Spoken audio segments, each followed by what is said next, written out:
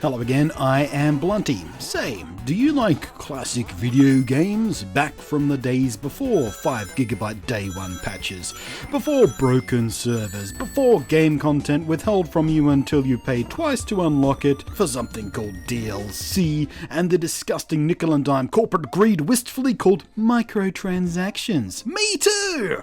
And the classics of the classics usually call the eras of the 8 and 16-bit home console systems home. And to play these games, you've got a few options available to you. Emulation, of course, using downloaded ROMs, which is legally grey at best. You can go purist and hit eBay to buy and maintain one of each of the various 2 or 3 decade-old original consoles, some in better condition than others, and which can cause some compatibility issues with new TVs, getting them hooked up, and the space they take up and all that sort of stuff. Or you can choose one of the modern hardware options to give you a new console experience that'll play original game cartridges from several systems all in one unit. One such device is the Retrobit Super Retro Trio, which I reviewed last year and liked quite a lot. But the Retro Trio has a competitor called the RetroN 5, which is a similar but also quite different beastie altogether. And that's what I'm reviewing today, of course, thanks to the apparently fine folks over at funstock.co.uk, who were kind enough to put one of these critters in my retro-loving hands to put through its paces. And so I have. And spoiler alert, I think I like it even more than the Retro Trio. In fact, I'm sure I like it more than the Retro Trio. Let me tell you all about why. Now then, the hardware. Unlike the Retro Trio, the Hyperkin RetroN 5 has 5 cartridge slots. Mega Drive, or Genesis if you're North American, Super Nintendo, Super Famicom, that's the same slot, and 1 each for NES and Famicom. Now, if you know your classic console lore, you know of course that the Famicom and Super Nintendo Entertainment System, or NES or NES, are essentially the exact same console, but in the move to the West there was a change in the cartridges, making them physically incompatible, but not digitally incompatible. And you can indeed get a simple adapter to use Japanese carts in a Western NES system. But RetroN have saved you that issue and the pain in the ass of tracking down an increasingly rare adapter by simply giving you a slot for each different type of cartridge. Those of you who are good at counting may have realized I missed one of the 5 back there. Another big differentiator between this and the Retro Trio is the Game Boy slot. From here, you can play Game Boy games, Game Boy Color games, and Game Boy Advance game cartridges up on your big screen, and that is fantastic. Because one of the big deal features of the RetroN 5 is that it's not simply a hardware clone, a stand-in for the original consoles. It's actually designed to drag classic gaming into a more modern frame, giving you HDMI output, upscaling your games to 720p, and it looks wonderfully crisp up on the big screen. And I will come back to that point in a moment. Now, it's very much plug and play as you'd expect it should be. However, instead of simply playing your game right from the cart as you may expect, the RetroN actually performs a temporary ROM dump from the cartridge and plays the game via emulation software from its own memory. So you kind of get the best of both worlds. You're playing on authentic, legitimate games you physically own and plug into the system, but if you want, you can also take advantage of the nifty stuff that emulators can do, such as using cheat codes or arbitrary save states that let you save and restore your game at any point of your choosing. You even get 10 independent save slots for each game. Extremely handy for these older games, as many of them never even featured the ability to save games between sessions. If you turned off your game, you lost all your progress. Very few did have a little battery built in to help save your state between games, but by these days they've run out, they need replacing. You have to have a certain amount of technical knowledge to get that done, or some games relied on complex passcode-based systems, which were it's a huge pain in the ass to type in with a controller, really. But of course, you can just use simple save states now. It makes the whole thing so much easier. You can also take screenshots at any point too. Sadly, there's no built-in gameplay video recording though, just still frames. The user interface for all of this is clean and simple, and it's running on top of a modified Android system, basically. It has an SD card slot in the back used for saving your restore points, your screenshots, and any other ancillary data, but it can also be used to update the system when new patches and feature upgrades come out, and it also holds the downloadable database of cheat codes. Another feature found in many emulators joins us here too, and that's the ability to run visual filters and shaders to smooth out the low-res graphics a bit. There's a selection to choose from in the RetroN, each with its own subtle look for you to choose from, and indeed different types of games may benefit from different filters. Or you can just not use the filters at all if you want a more pure look. There's also options to display the original aspect ratio of the games, or stretch the game out to fill your widescreen TV. Now, for some games this will hardly be noticeable, for others it'll make it look really, really stupid and awkward. Or you can go the third option and keep the proper aspect ratio but have the game zoomed in to fill your widescreen TV. Now, this last option will of course cut out the top and bottom of your gameplay screen, so for some games this won't matter at all, for others it'll make it, well, unplayable really. But you've got the option to choose whatever suits you and the current game you're playing best. And indeed you can, if you so wish, also add in virtualized scan lines, perhaps of more use to the North Americans out there whose lower resolution NTSC standard made scan lines much more obvious. Meanwhile, those of us in the higher resolution PAL territories never really saw obvious scan lines, not like these at least, outside of the occasional imported arcade machine. But the feature is here for you to use if you think it, I don't know, adds more authenticity or some garbage like that. Personally, I hate the scan lines.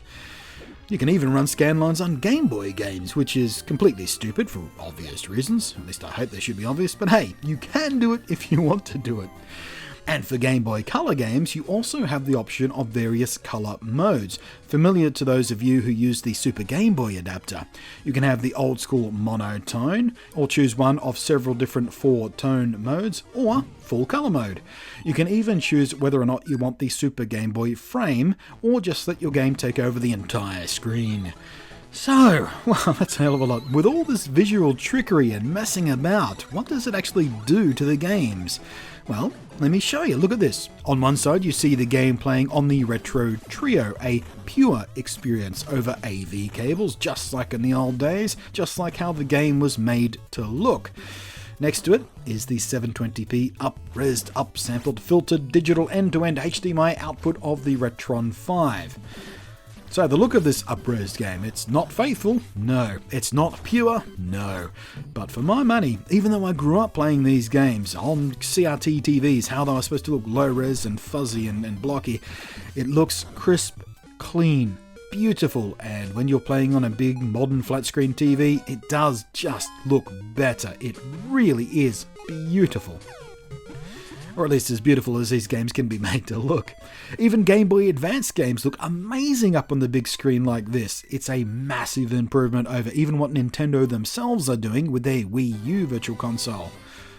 And aside from the enhancements and filters on the visuals, the RetroN 5 also tries to clean up the sound in a similar fashion, resampling and interpolating samples to make your games sound as clean and crisp as they now look, and surprisingly, it works quite well. I was somewhat dubious about this feature, I will admit, but I can't argue with it. It works. Listen.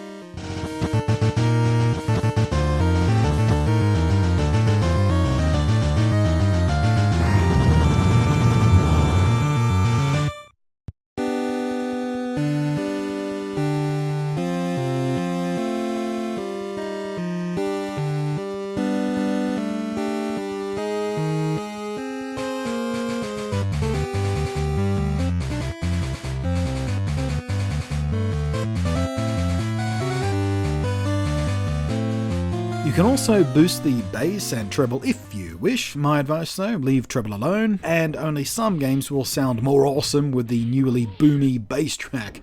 But again, it's all options. You can switch them on or off, up to you, or you can just leave them alone. It's all been loved so far. It's awesome so far, isn't it? Aren't you just in love with the damn thing? So what are the downsides? There's got to be some. Well, the controller. It's a pile of arse. It's Bluetooth, which is great, modern, wireless joy, hooray, who can argue with that? However, it is laggy. There is a noticeable delay in button press to action on screen in games, and this can make certain games utterly unplayable. Some games it's just a bit annoying. The D-pad is also just terrible. It's a D-pad pretending to be a thumbstick, pretending to be a D-pad, and it's just atrociously sloppy.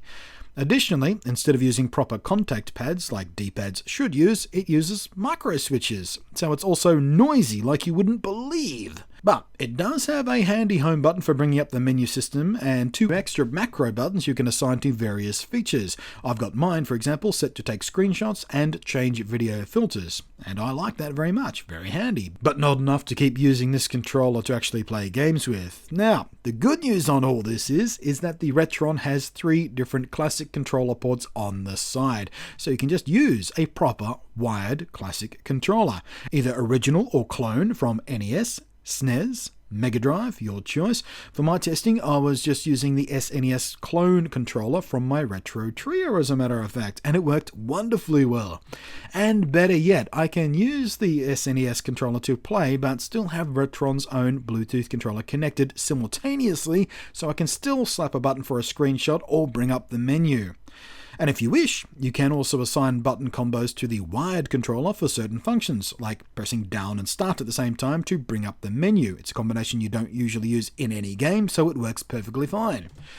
So, the controller's an issue, but an easily sidestepped one. The next issue has no cure.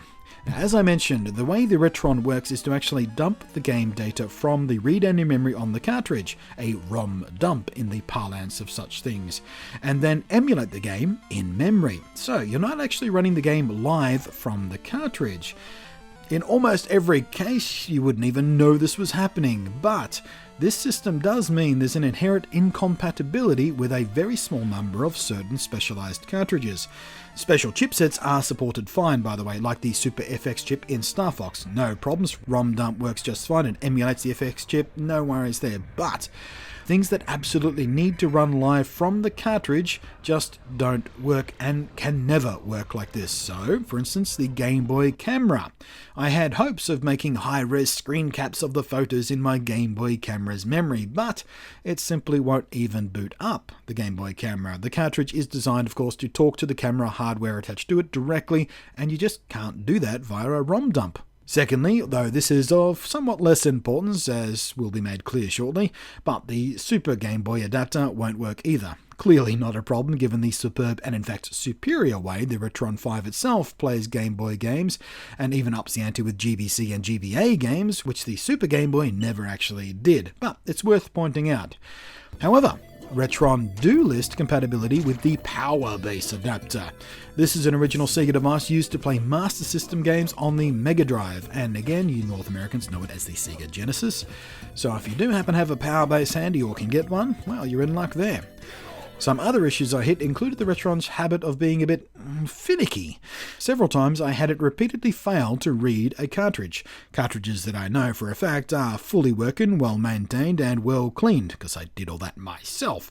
But usually a few retries got it to dump properly in the end, so this comes under annoyance rather than a big issue. Finicky or not, all of my cartridges did, one way or another, eventually work. And I must say, it only ever really happened with the American Super Nintendo games that I have. My several Japanese ones never failed, nor did my Aussie one. Maybe that's just coincidence, maybe there's something there, I don't know. I don't have a big enough cartridge collection to really do proper research on that. But it deserves pointing out because it happened to me, so I need to tell you about it.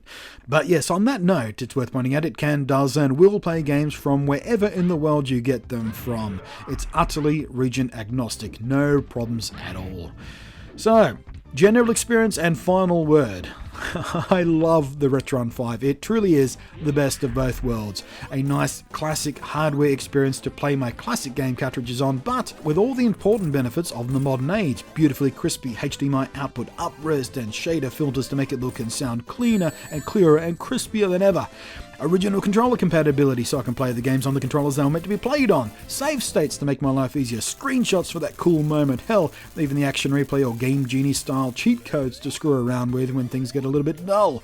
I really liked the Retro Trio when I reviewed it, and in fact I still do like it, nothing has changed about that, and it is perhaps the more pure experience, but the RetroN 5 is going to replace it on my own shelf, no question about that. The Retro Trio is going in a cupboard, the RetroN 5 is going on the shelf and being hooked up to my TV permanently.